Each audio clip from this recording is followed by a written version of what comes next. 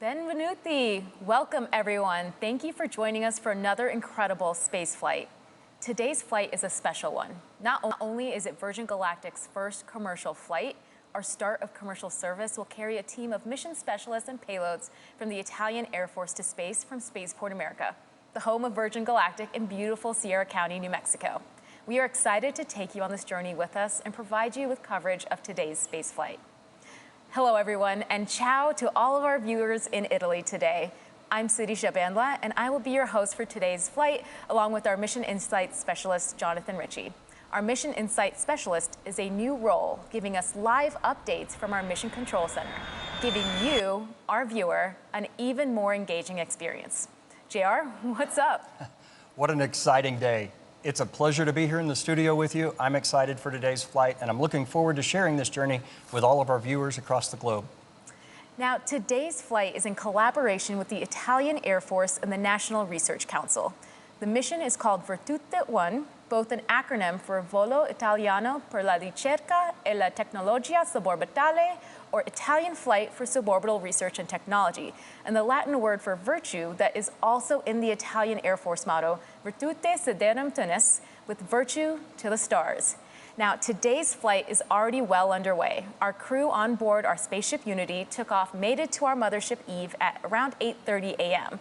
Today will be our 6th space flight and the start of our commercial service, when we take research and private astronauts to space, having successfully completed our thorough flight test program with Unity 25 in May.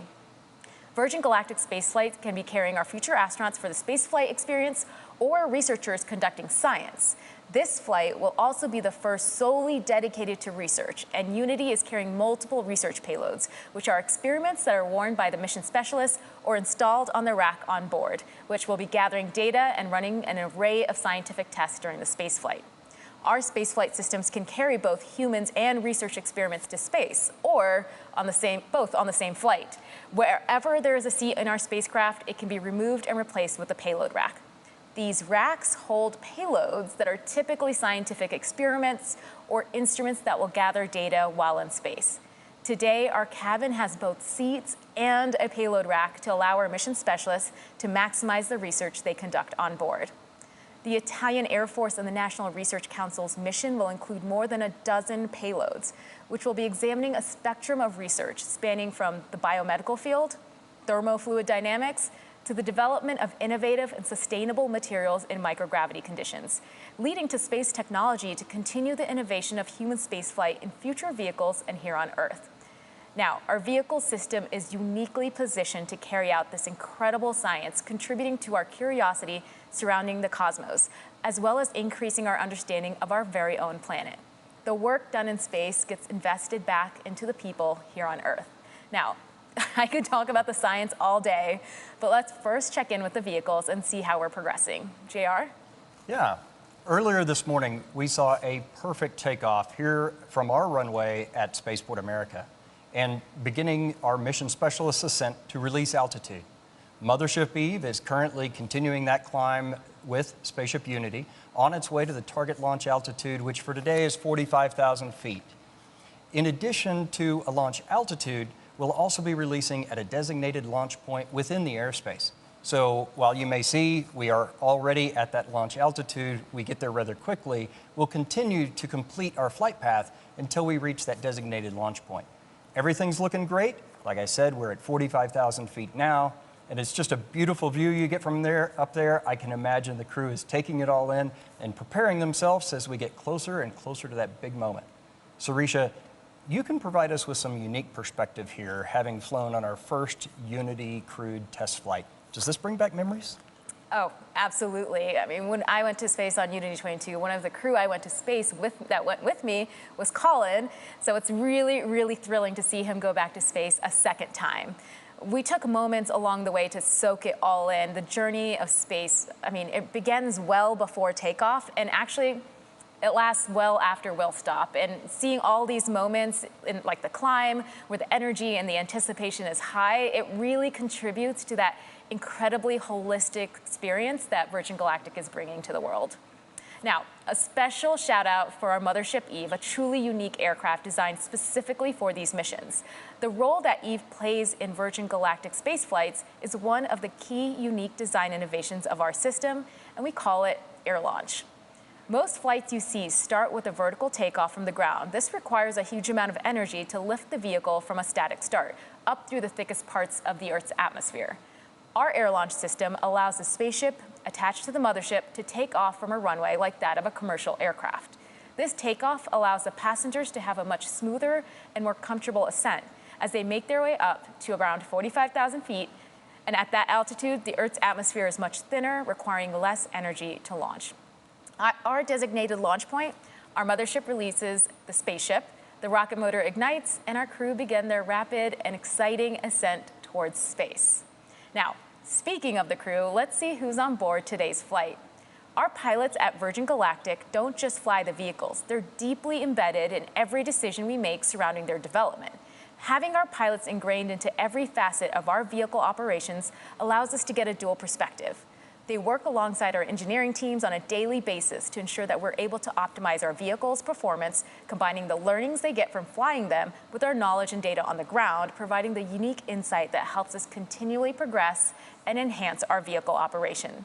And today, we have a few familiar faces and, of course, some new ones too. Let's begin with the folks who are supporting today's flight in the chase plane, giving us visuals on the spaceflight system while airborne. In the chase plane, we've got Dan Alix, who has completed over 2,600 hours of flying, logging most of his time in F-16s and F-35s. In Mothership Eve today, we have Jamil Janjua, who's completed over 4,000 flying hours in more than 48 different vehicles throughout his career that spans over 20 years in the Royal Canadian Air Force. Jamil is joined by Kelly Latimer, who has logged more than 6,700 hours in her 32-year flying career. The crew of the spaceship have a unique structure for CRM, or crew resource management. The left seat pilot is the commander, and the right seater is referred to as the pilot. But the commander and the pilot have specific actions that they perform in the execution of a spaceflight.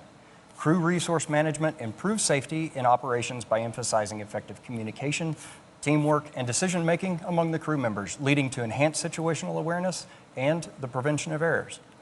So Commander of Spaceship Unity today is astronaut Mike Masucci, who recently passed more than 10,000 hours of logged flight in a career that has put him in the cockpit of more than 80 different types of aircraft, including the U-2 and, of course, our very own Spaceship Unity. Mike's family comes from a small town near Avellino in the Naples area of Italy. Piloting Unity today is Nicola Pacile, one of the 5 Italians on board today. He has completed over 6,500 hours in over 150 different types of aircraft. Pacile serves for 20 years in the Italian Air Force, initially as a fighter pilot and later as an experimental test pilot. Nicola was born in Udine in the region Friuli in northeast Italy. As you can see, our passengers today will be flown into space by some of the most accomplished and experienced pilots in the world. Now, joining our mission specialist in the cabin is our astronaut instructor and fellow Unity 22 crewmate, Colin Bennett.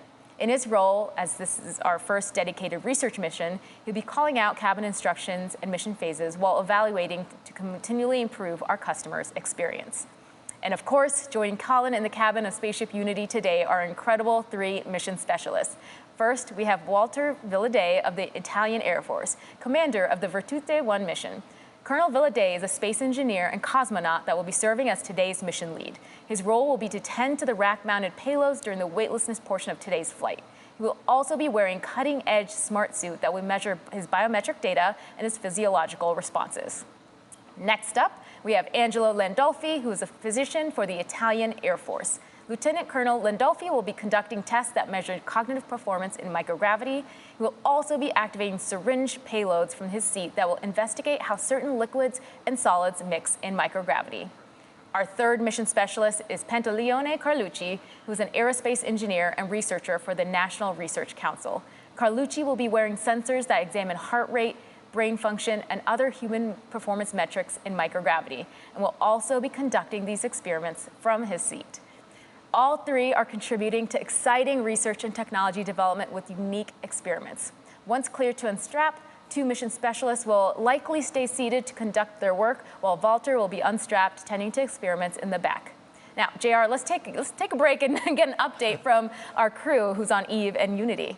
Certainly. So, Sarisha, I've just heard from our MCC that the L-10 checks have been accomplished and complete. We are about 8.5 minutes right now away from release.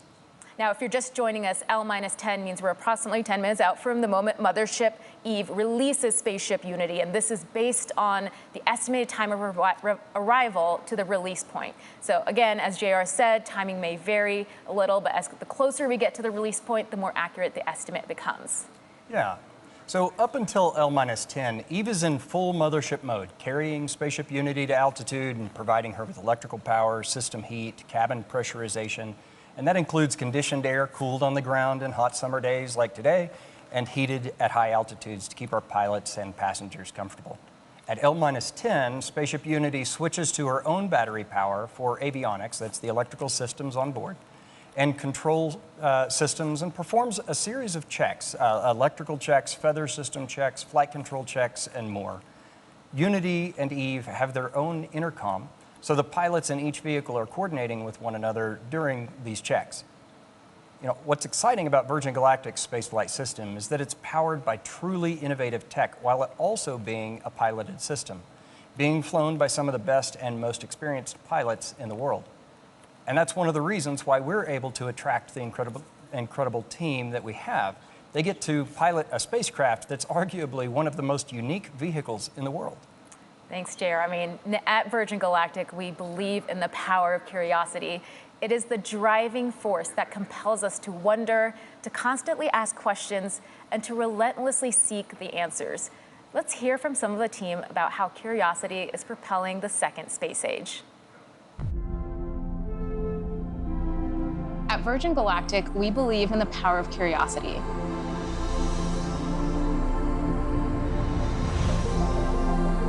Humans are an adventurous species. It's very natural for us to want to go and explore space. But we have an opportunity to be at the very birth of routine access to space. It's going to be transformative. This first commercial flight is a research mission conducted by the Italian Air Force, featuring human researchers and payload experiments. We're able to further the technologies and the research that end up helping to better human life here on Earth.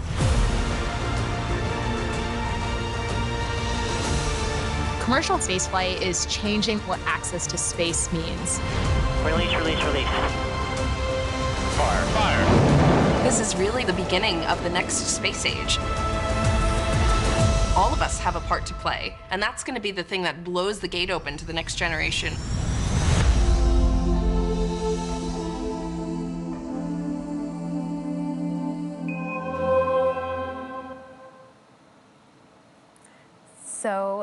So inspiring. I can't wait to see where our shared curiosity takes us next. The Italian Air Force and the National Research Council have definitely used their curiosity to fuel their exciting experiments being conducted on board today. They are using the suborbital space lab to the fullest.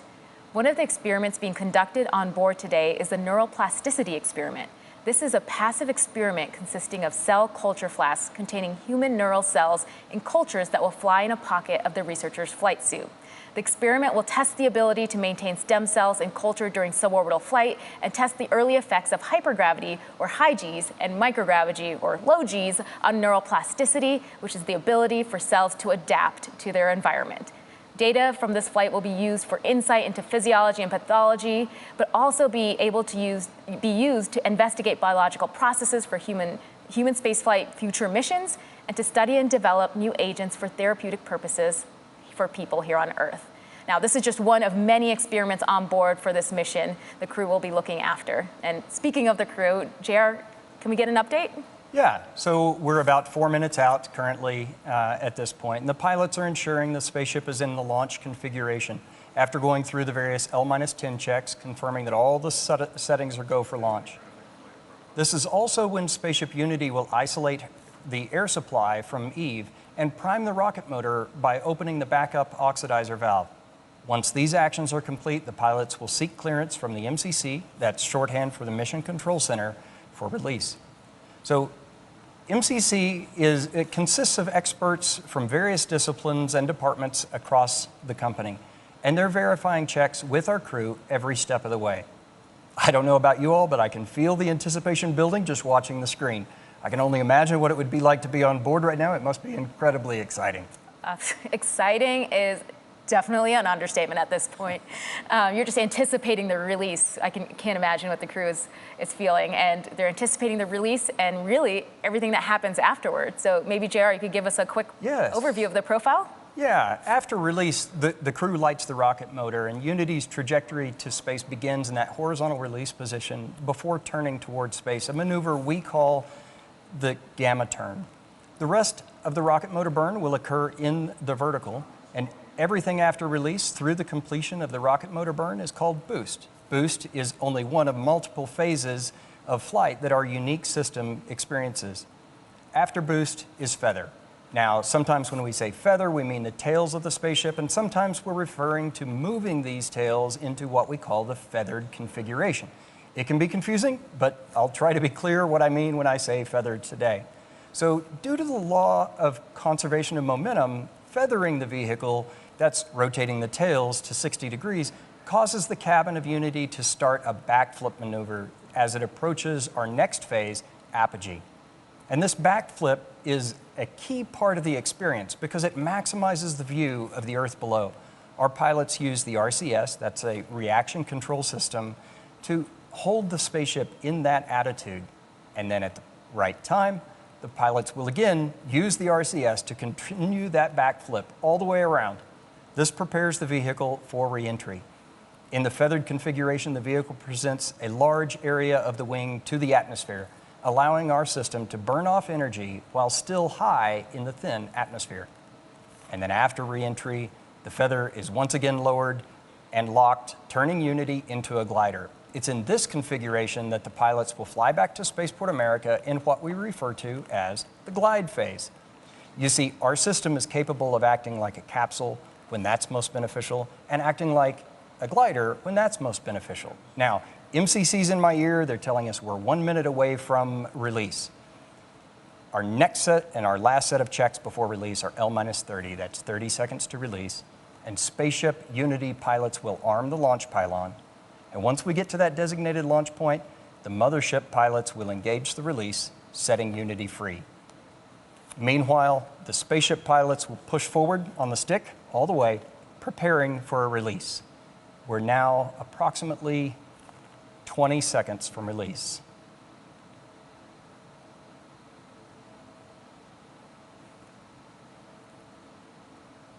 Ten, 5, 3, 2, 1, release, release, release. Ignition. Good control. Trimming, that's pulling the nose up. And trim is set. We're now traveling at approximately Mach 1.4. There's max Q, that's the maximum dynamic pressure on the vehicle. Those on board are experiencing about 3 Gs at the moment. The trim is complete and Unity is in the vertical, headed toward space. Mach 2.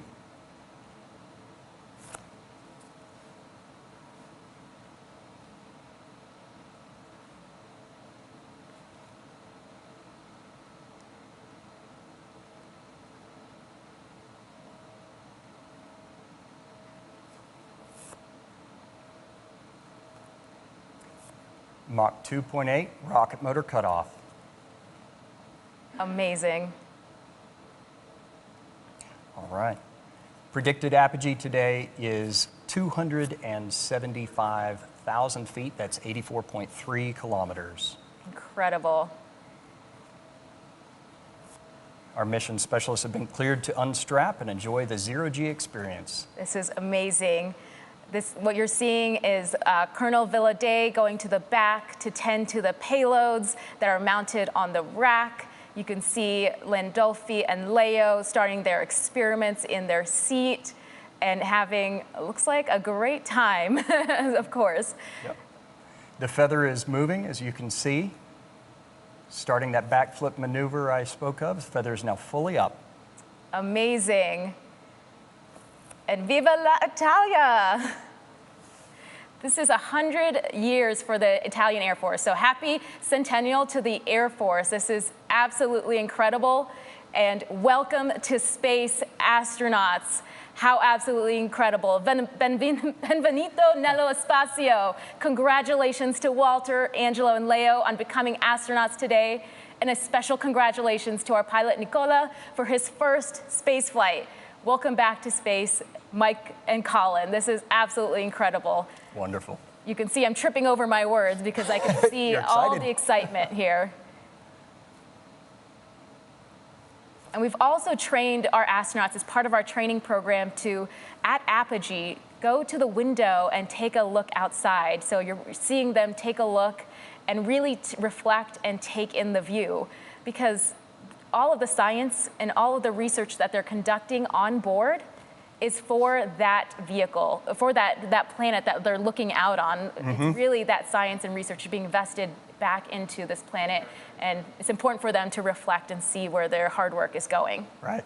We have achieved apogee at 85.1 kilometers or 279,000 feet. Incredible. The pilots are currently completing the backflip maneuver, orienting the vehicle for re-entry. Now, just before 0.1 Gs, the pilots will give that return to seats call to the mission specialists. And our training team has worked this portion of the flight out so that it's very natural and intuitive for our passengers. You know, when we talk about space travel, a lot of people know and they expect the boost portion of flight to be loud and thrilling, and of course it is. But what's interesting is that the re-entry is actually very similar. So as supersonic air flowing over our vehicle in the feathered configuration, shock waves form on top of the cabin, and those are audible to those inside. And for those of you on site here at Spaceport America watching from the ground, you should hear a double sonic boom as Spaceship Unity once again breaks the sound barrier. We're currently at Mach 2.5. Incredible. And just back to 1G as we begin re-entry. And those views are just absolutely amazing.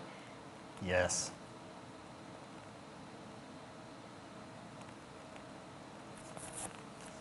So for re-entry, we're now at about 3.6 Gs for those on board.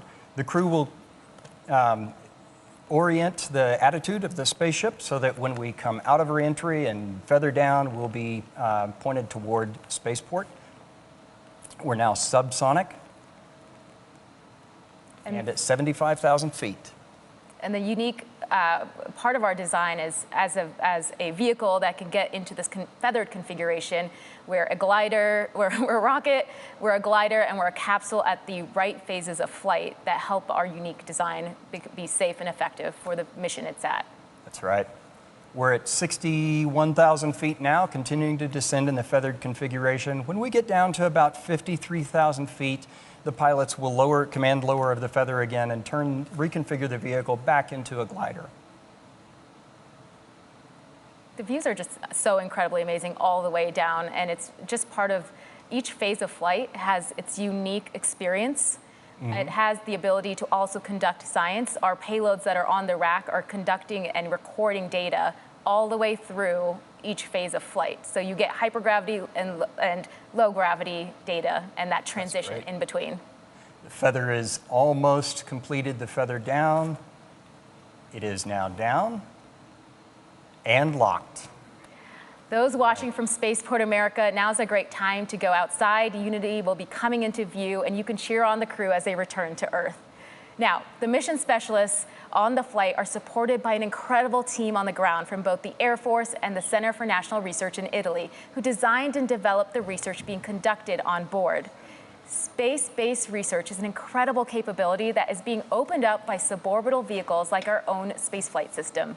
One of the researchers utilizing this capability to the fullest is here with us in the studio. I'm so excited. A future astronaut, a friend, and a space-based researcher, Kelly Girardi. Welcome to the studio. Thank you. I'm so excited to be here. Thanks for having me. Okay, I gotta ask, how are you feeling having watched this incredible crew go to space today, knowing that you're gonna be there on a future space flight? It's surreal, I have to say. Just the energy outside, and I've had the benefit from being on this side of the live stream for a number of Virgin Galactic space flights, including yours, and it's so special to experience that here at Spaceport America with the crew and their families and the Virgin Galactic workforce and mission control.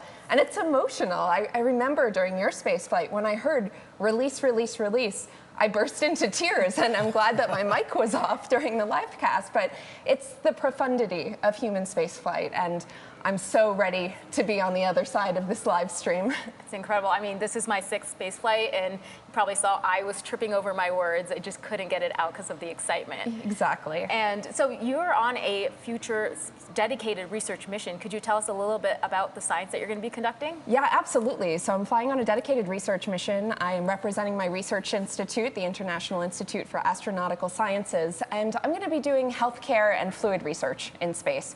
I'll be wearing a wearable sensor system to take biometric monitoring. It's called the Astroskin. It's currently worn by astronauts on the International Space Station, but my flight will be the first time we're collecting data during the launch, re-entry, and landing phases of flight as well. And then fluid research. To help design, I'm going to be looking at how fluid behaves in a container in microgravity during flight, and that can help inform new designs for life support systems or syringe design for administering medication in space, things like that. So I'm very excited. I can't wait. Me too. I cannot wait. So what role do you see suborbital vehicles like VSS Unity playing in future research? Yeah, it's critical. I mean, this is a new era of access to space, and there is a tidal wave of scientific research that can benefit from this platform.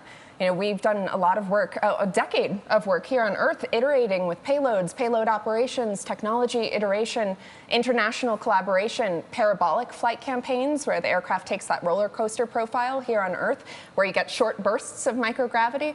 That's amazing for quickly iterating on technology, but to really validate it, you need high quality microgravity and you need longer duration exposure to microgravity. You need to be in space. And so I'm really looking forward to the availability of Virgin Galactic as a platform, not just for the scientific community, but for academia, for students, for so many. So I'm so excited to get to be a part of that. Yeah, absolutely. So I know you did not plant this question. Everyone watching should not plant this question, but Kelly, I loved your book, not necessarily rocket science. I did not plant that question. But part of the appeal of suborbital vehicles is really opening up the aperture of who can do science and technology. Yeah. And this is just another science lab for people to utilize to further whatever field of research that they're in. Can you talk about some of the other research fields that are utilizing these kinds of capabilities, maybe even at IAS? Yeah, absolutely. It's really multidisciplinary. It's not just space science. My colleagues come from such a wide variety of backgrounds and fields of research. I've been particularly motivated by some of my colleagues who are doing research related in space, related to the quality of human life here on Earth, human health and well-being, whether that's biomedical or pharmaceutical research, or even new ways to approach telemedicine or, you know, technical instruction for remote or extreme environments. I just think those are use cases that are so compelling and interesting to me to really use space to benefit life here on Earth. It's absolutely amazing. And I love how you speak about this industry because you've been an advocate and a part of this industry for a while.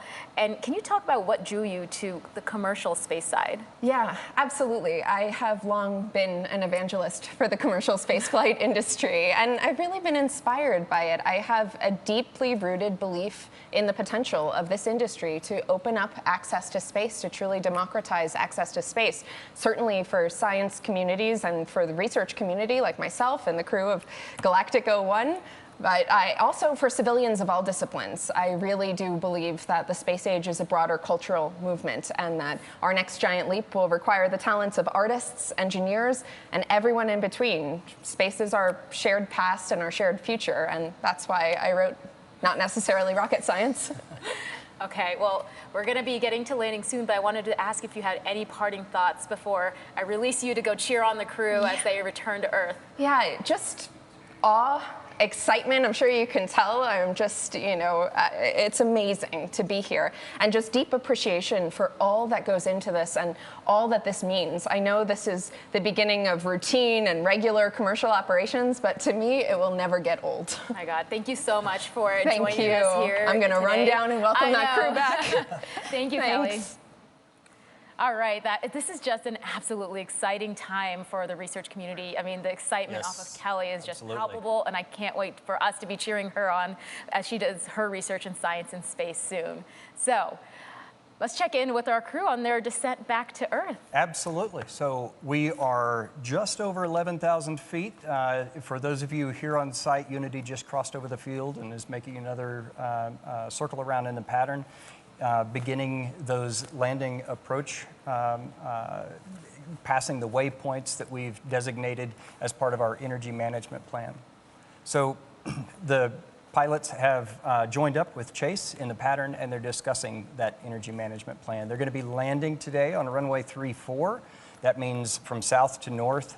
And for those non-pilots tuning in, those numbers represent the first two numbers on a magnetic heading of the compass for the runway direction. So for example, 34 is 340 degrees. The landing gear is now down and locked. We have 3 green. That means all gear are down and locked. And we're making our final approach to the runway here at Spaceport America. We like to make left-hand turns for our approach. That's because the commander is in the left seat, and it provides the best line of sight for them as they come into the landing. Now, the runway here at Spaceport America is 12,000 feet long. That's 3.7 kilometers and 200 feet wide, or 61 meters. 1,000 feet above the runway. 500 feet.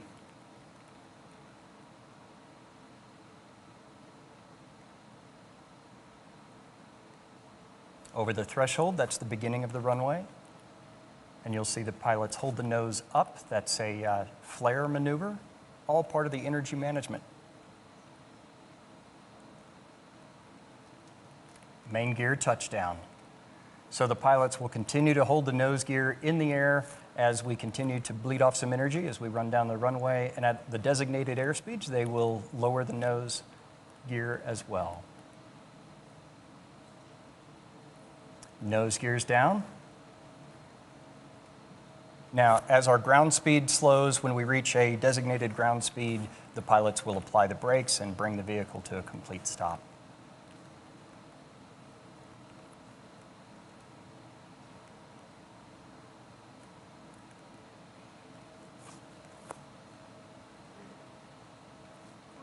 All right, braking now.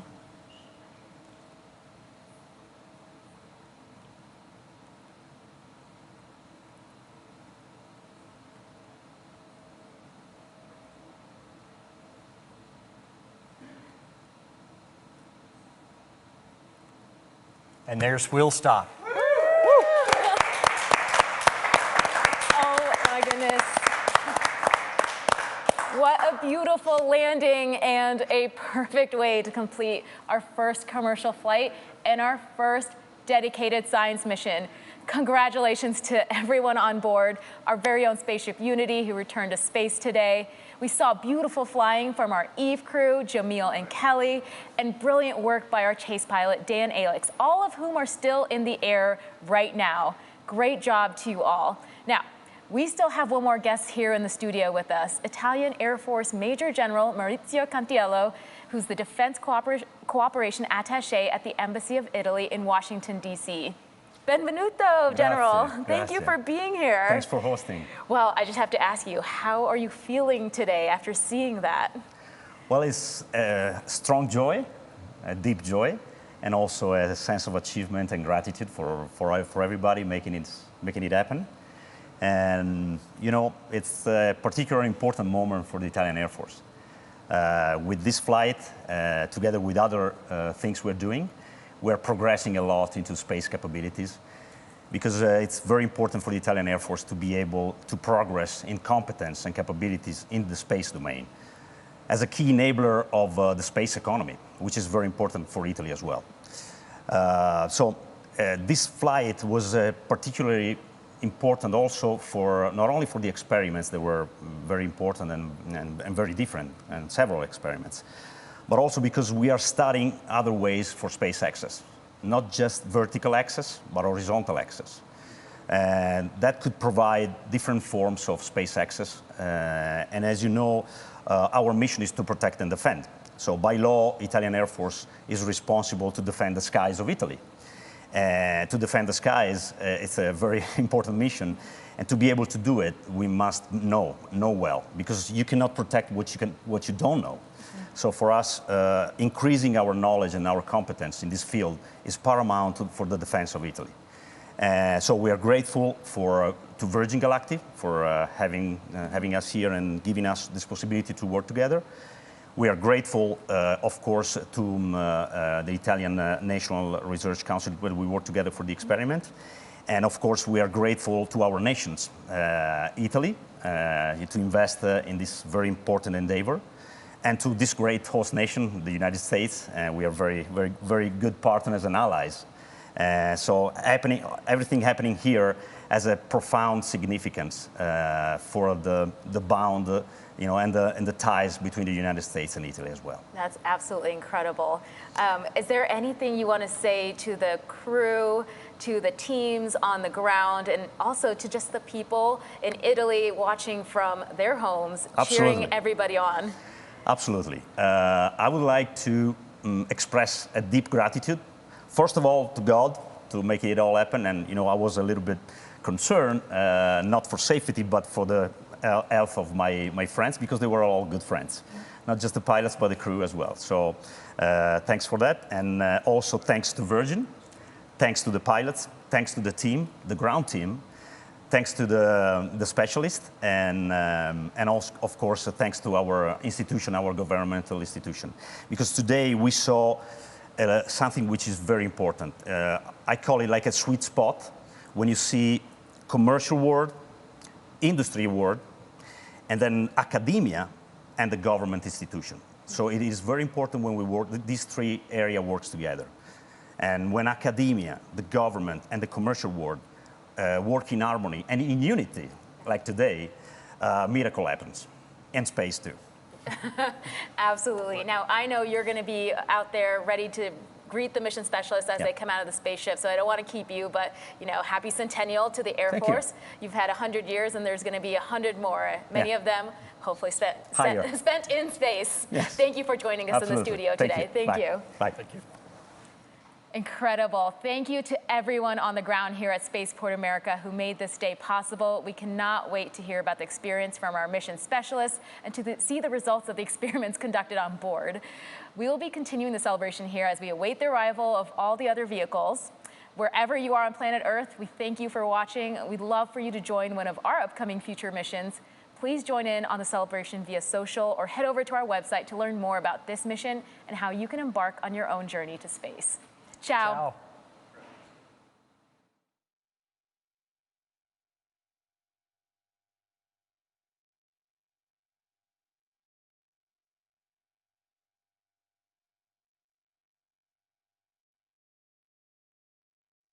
This concludes the mission of Galactic 1 at Spaceport America. Thank you for joining our broadcast. For more information how you can fly with us, please visit virgingalactic.com. See you next time.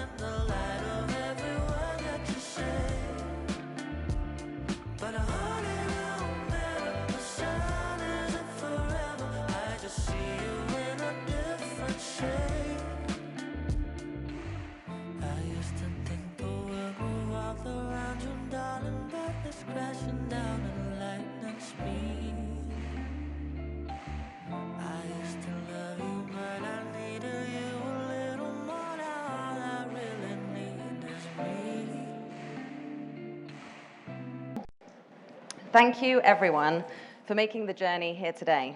And for those of you joining remotely, thank you as well for tuning in live. I'm as excited as you all are to hear about the flight from our amazing crew, but before we kick things off, I have a few housekeeping items to cover. So to ask a question, please just raise your hand. A mic will come over to you. We have folks on either side of the room. And please just state your name, publication, and then your question. Unfortunately, we aren't able to take questions in remotely. However, we did get a few questions that were pre-submitted, and I will be able to ask them during the conference. We're going to try and get through as many questions as possible, but if we don't get to your question, please come and find either myself or one of the team, and we'll be very happy to help afterwards. And then lastly, we have already distributed the press release, which hopefully you have all received, but please keep checking back on the press FTP because we'll be putting up more of the amazing footage from today's flight and more images as the day goes on, so please do keep checking. But now, I think we should hear about the flight. So, as you all know, today's flight represented a number of milestones. It was Virgin Galactic's first commercial flight and second space flight in 2 months. It was also the first dedicated commercial research mission, and today also marks Italy's first commercial suborbital research spaceflight. So we're really happy about all of that, but also I would be remiss not to say we're also so happy to be doing this and launching commercial service right here in New Mexico for the launch of our commercial space flights. This is a milestone that we share with every single person in this state. And we're also incredibly happy to have welcomed Italy into our home and to fly this inspirational crew from the Italian Air Force and the National Research Council on our first commercial spaceflight. So on board today's flight, the crew conducted a series of suborbital science experiments with over a dozen payloads, to be specific. And here to talk to you all about that and to answer your questions, we have our fantastic Italian crew. So I will ask each of them to come out one by one. First up, we have Colonel Voltavilade of the Italian Air Force. He was the Virtute 1 mission commander. This spaceflight was also part of his astronaut training for a future orbital space mission to the ISS. Thank you for joining us. This one. So next up, we have Lieutenant Colonel Angelo Landolfi. He was conducting tests on board to measure cognitive performance in microgravity and to investigate how certain liquids and solids mix in microgravity. So Angelo, would you please join us? And you're here. And then last of all, we have Pantaleone Carlucci from the National Research Council of Italy, who served as a flight engineer and a payload specialist. I'd like to go over here. Okay, so I know we've only got a short time today, so if you have questions for Virgin Galactic specifically, please come and find me or one of the team afterwards, and we'll be able to do that either with an interview, we can help out. But in this short time, if we could keep all questions focused for this amazing crew, that would be much appreciated. But to kick things off, I will take the first question, which is, how was your space flight? Well, the space flight was much better than expected. It was a beautiful ride. It was actually it was very beautiful since the very beginning. Even climbing up with the Eve next to us. I mean, we were attached to the Eve, but seeing this other plane flying with us was a very, very interesting, amazing. And then the drop on all the climb up was a very interesting experience. Again, you can be told about during the training which kind of experiences you may have, but in the end, when it's your body and your senses feeling, it's completely different. Then the microgravity went actually very fast, but we did all the experiments that we were supposed to run, and we also had the opportunity to look outside and really enjoy the beauty of the view outside. So actually, we worked pretty well, all in timing. The re-entry was very interesting, so I have to say that it's been an unforgettable experience, definitely. Thanks, Volta. Angelo, how was the space flight for you? Also for me, it was a fantastic experience. Being on board as a physician, conduct directly the medical experiments and the scientific activity, I think that for a medical doctor is the best work. So I think that now is time to study, to review all the results of the experiments and analyze how we have worked during the flight. Thank you, and over to you, Leo. Also for me, it's an incredible experience. From the takeoff to the landing. From the takeoff to release, it's like a normal airliner. And it's always normal, but the 20 minutes after the release was unbelievable. The acceleration, the climb, and suddenly the microgravity. And I was concentrated with my test with my knee board, but I had the opportunity to look outside and the view. It was amazing, fantastic. So. Speechless. Amazing. About that. Amazing. So let's take one in the room. Hi, can you hear me? Lauren Grush with Bloomberg. Thank you so much for doing this. It sounded like an incredible experience, but it is still a few minutes in space and in weightlessness. I'm wondering if you can explain the added benefit of you being on board with the payloads and how that was helpful for you to be there to oversee them. Mm-hmm.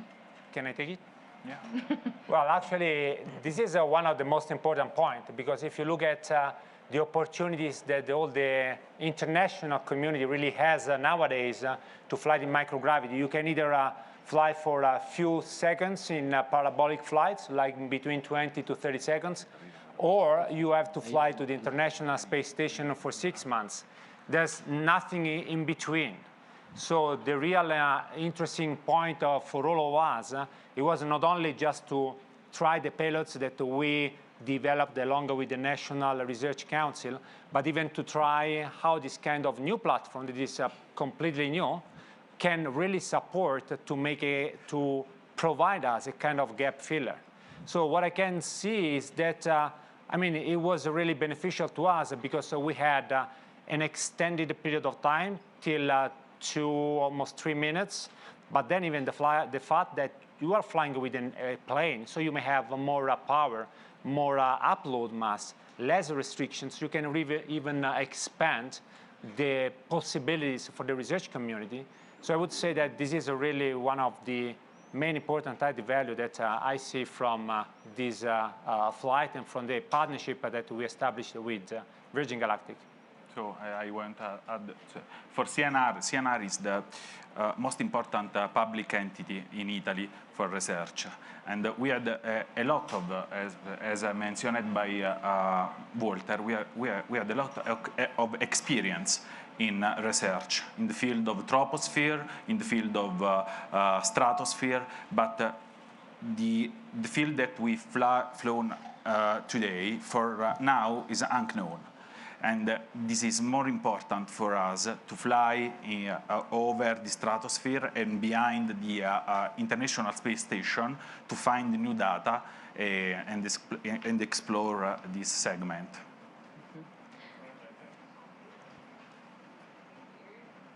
Hi, I'm Lauren from Channel 9 in Australia.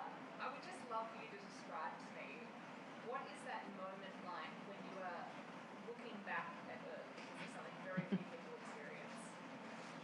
I think I was on. Well, in my case, I mean, we had a kind of slightly different sequence of events that we were supposed to stick with. So in my case, right after the clear to unstrap from our pilots, I had to fly in the aft to activate our payloads and to check some of them if they're working properly. So in the moment in which we were approaching the apogee, we were instructed, we were advised to look outside. And actually, it was one of the best part of the training, because I remember that, and looking outside at the Earth tilting and seeing the difference between the black of the space sky and the Earth beneath. It was really, really the best moment personally as a feeling over the flight.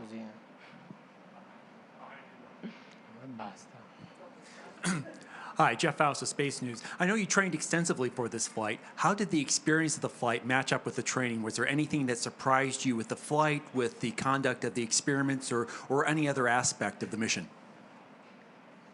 Do you want to take this one? Yep.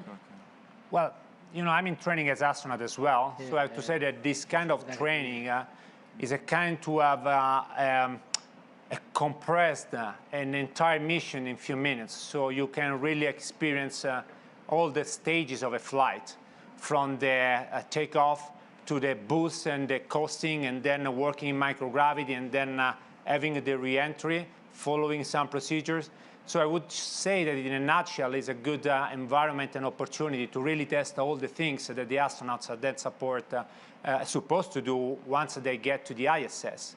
So again, it depends on the different angle, but it's definitely very useful to me to consolidate all the previous background. And again, I guess even as the other colleagues, and then I will pass the floor to them, having a flying background as Italian Air Force officer is something unique, because you can really experience a different way of flying. And this is one of the most important point that the Air Force was looking for. So try to find out how we could, in the next years, decades, really exploit this new kind of flying that is the suborbital flight. Guys?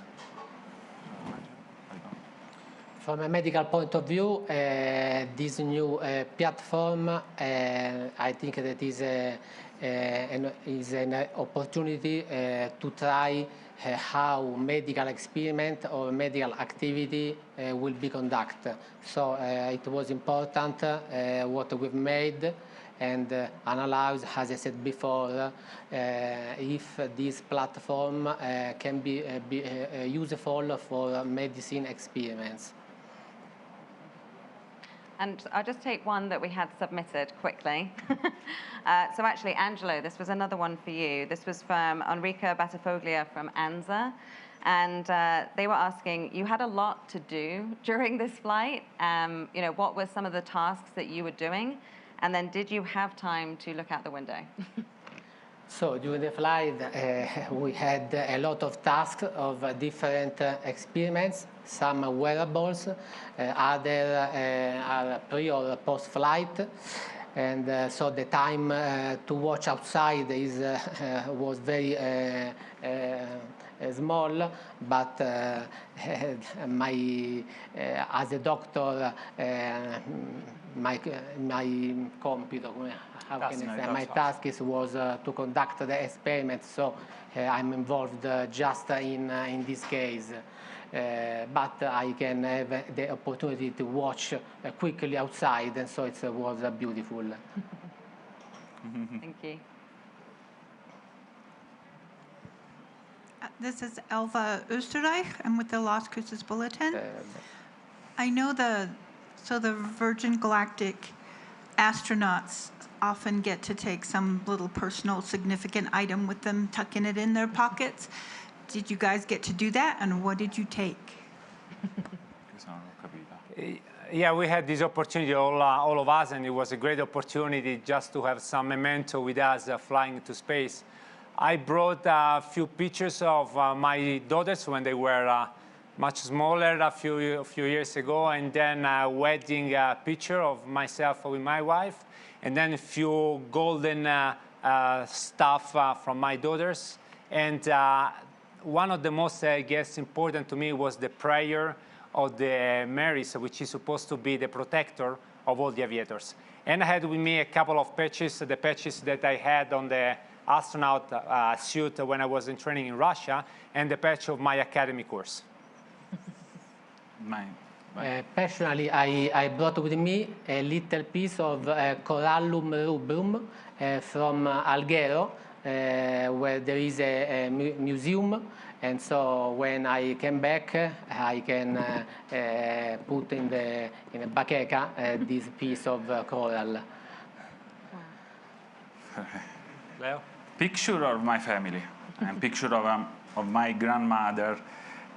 She passed away 2 weeks ago, and yes, she was my big fan, and yeah, it's the first time that I say these guys, and it's emotional. Amazing. I had one other question that came in, and Walter, this one was for you. How did today's flight support the training that you're doing for your future orbital mission? Well, as I was saying just earlier, it's a kind of an opportunity to be exposed in a very short period of time. That doesn't mean necessarily that it is easier to all the stages of a flight. So you are supposed to get through the takeoff, the coasting, the boost, and then work based on procedure to support the payloads, and then floating in microgravity, so even feeling your body, how your body is adapting to this new environment, and then right after a few minutes, just re-entry and feeling the acceleration. If you compare the acceleration of the spaceship with the Dragon, they are pretty much comparable. You are around 4 or 5 Gs, so then it's a good experience again to really have an idea of what a kind of mission can be. My view is that this experience is very worthy, especially because you can support the experiments. So you're not just, doing a physical experience by yourself, but you are at the same time focused on a set of experiments provided by the community. And this is another mindset, important task that you have to bring to yourself and make yours to be as much as more effective into space. Wow. Well, we can't wait to see your next mission. Yeah, thank you. Do we have any more questions in the room? Hi, Jackie Goddard from the Times of London, and congratulations. You all make it look so easy, but there was so much blood, sweat and tears and even tragedy that has gone into this development over the last couple of decades. And I wondered if you could talk a little about that kind of sense of history and significance and the tale of perseverance that led up to all this and got you where it did today. Thank you. Well, that's a difficult question, actually. Of course, when you are trying to pave the way for something completely new, when you are experimenting something new, you have to consider the possibility to come across risks and failures. These kind of failures are an essential part of the development. This is something that we used to know and experience even in the Air Force, in the Italian Air Force, and I have some colleagues of mine behind that. And we fly. We have a flight test center. So anytime that you are flying and you are testing and proving something that is really at the edge of the technology, you go through some risk. The point is to face these risks in a controlled way, to be prepared to face any situation as much as you can. So the training, the planning, and again, all the assessment that we can do on the ground before flying, it's an essential part to minimize, but you can nullify the risk. And if you look at back of the history, this is what happened in the space flight history. We went through the Soyuz failures and accident, the shuttle accident, and other ones. It's something that we have to consider. I wouldn't say that it's inevitable, but it's a part of our development. It's a part of our nature of exploring.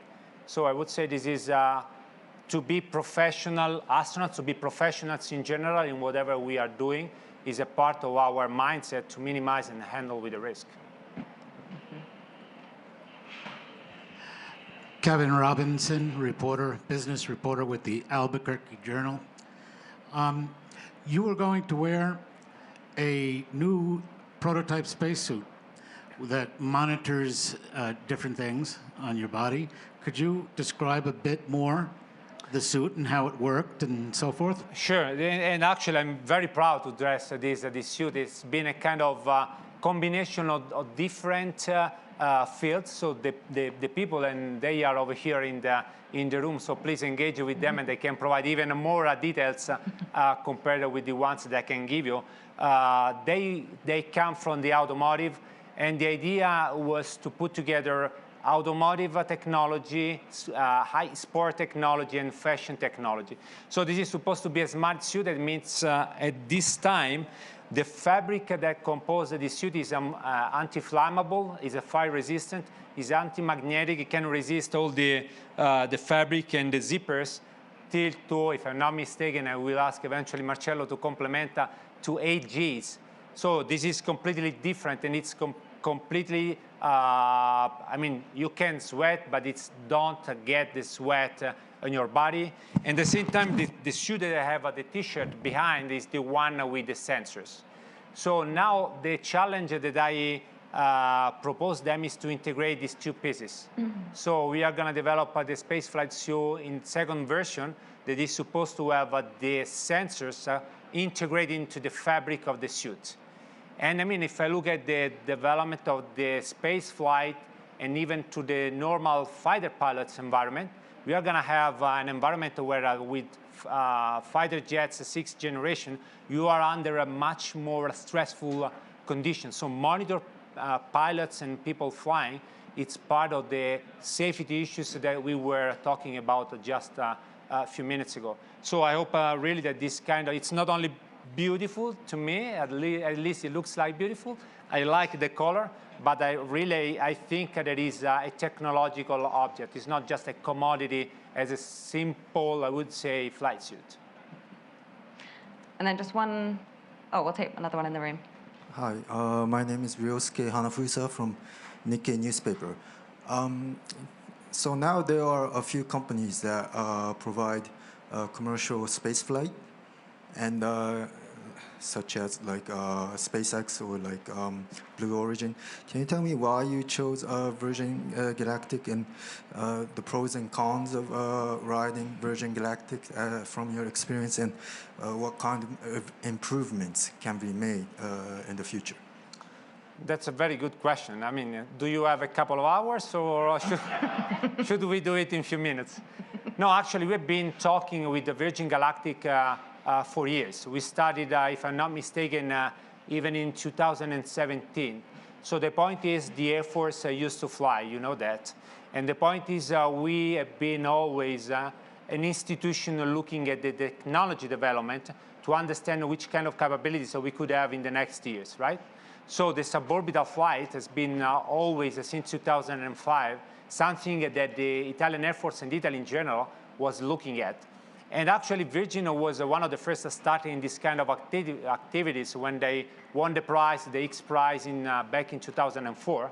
So it was pretty natural to start talking with them and see how they were handling and running the program to get to us with some concrete and operational valuable proposal.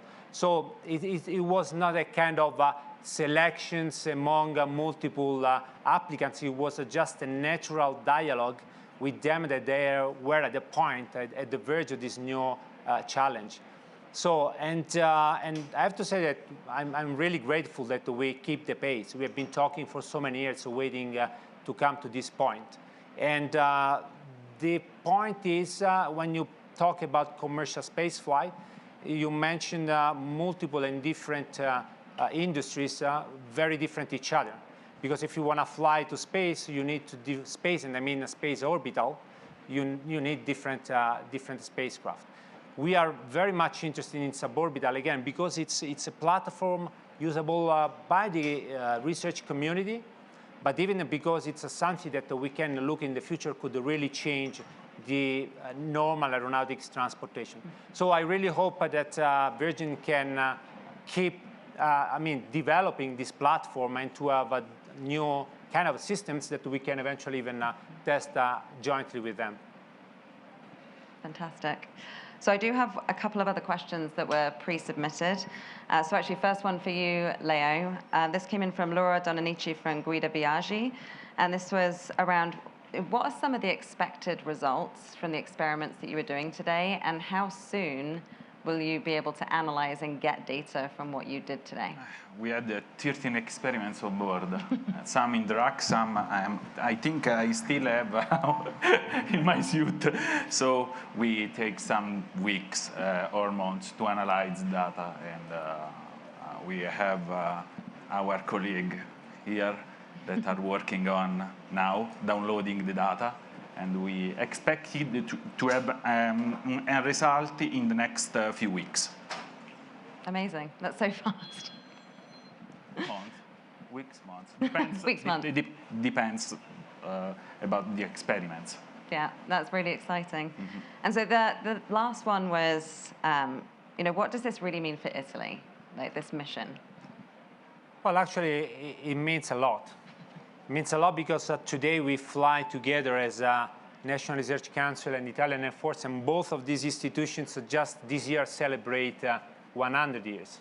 So, and if you look back at space history in Italy, space was born and created by a joint program made by the CNR at the time and the Italian Air Force when Luigi Broglio created the San Marco project. And it was possible because there was a strong partnership with the United States of America that, again, even today it's been renewed and strengthened even more. So the point is what this mission mean for Italy. I guess, and again, I can't speak for Italy, but at least for all of us, it's a kind of new opportunity. We just open a new chapter. We just draw a new, chapter of the human exploration. And so I guess it's very much important in this year to celebrate operationally, doing something concrete, just not only remembering the past, but recalling the past to look at the future. So this is very important to us, and it's a way in which we can strengthen our partnership with the National Research Council, with the United States. And I guess it's even more important because we are opening up opportunities for the young students, for universities and research for the next years. Thank you. And Leo, I know this is an incredibly important mission for CNR. What does it really mean for CNR and the research that was being done today? This is the first time that we are involved in a project like this. I'm in CNR. I was a manager of a single-engine piston aircraft. So I had experience to fly in landfill, to monitoring air quality and other stuff. And after that, we had I switched a few years ago on stratospheric platform to study the stratospheric activities with our European partner. So this is the first time that we have the windows to the mesosphere with a technical, with a researcher, with a possibility to operate directly the instrumentation on board. This is the first time, like a researcher, like an astronaut. So it's mean a lot for us. Amazing. And this is the first time that we, after Luigi Broglio, after our history partnership with the Air Force, that we create together, thanks to Air Force, a mission like this. Amazing.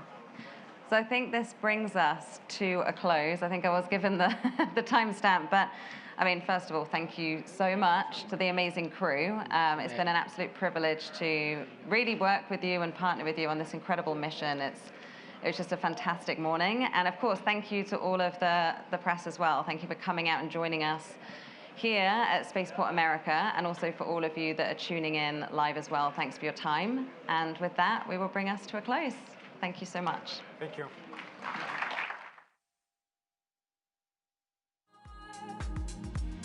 We'll bring you